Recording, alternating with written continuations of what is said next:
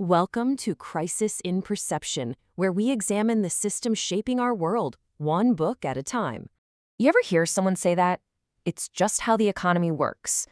We're often told that economic systems are these huge, unchangeable forces of nature, kind of like the weather.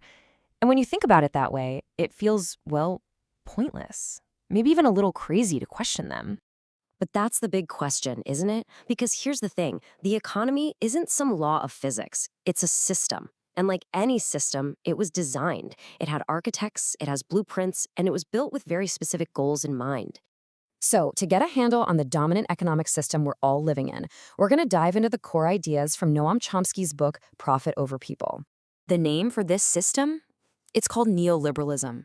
Now, you probably won't hear that word thrown around on the news or in big political speeches. But its policies? Oh, they are everywhere. They're just usually called something else, like the free market. And that gets us to the core promise of this whole ideology: freedom. Sounds great, right? But the real question we have to ask is, freedom for whom? This is where we see the central tension that Chomsky points out. The promise, the big sales pitch, is that neoliberalism is all about expanding freedom and choice for everybody. But the reality? Well, after decades of these policies, what we've actually seen is power and wealth getting more and more concentrated into the hands of a tiny group of private interests. Okay, so how does this system actually pull that off? Let's push past all the fancy rhetoric and take a look at the real rules of the game. And you know, this whole critique isn't even new. Get this, even Adam Smith, the guy who's basically the poster child for the free market, pointed this out.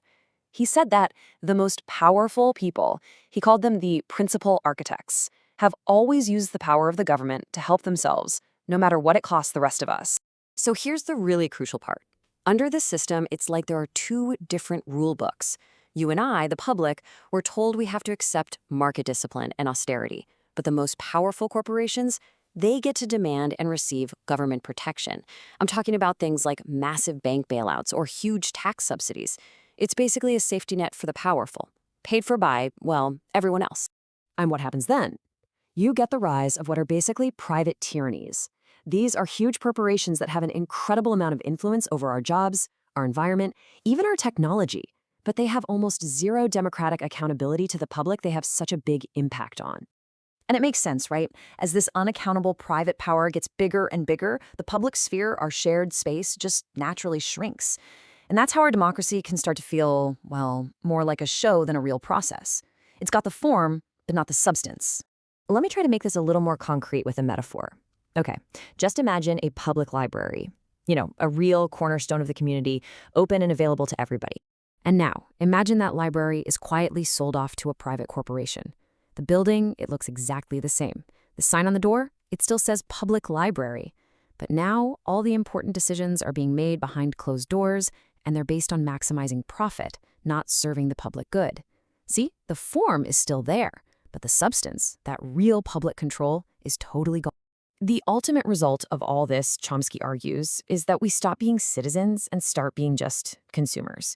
I mean, if all the big decisions that shape our lives are made in corporate boardrooms that we can't possibly influence, it's actually pretty rational to just get cynical and check out, right? And that kind of apathy is what really hollows out the foundations of a healthy democracy. But here's where it gets hopeful. Just seeing this, recognizing that our economy isn't some law of nature, but is actually a human-designed architecture, that's the first huge step. It changes everything. It turns us from just being passive spectators into potential architects ourselves, and that reopens the door to real, actual, democratic change.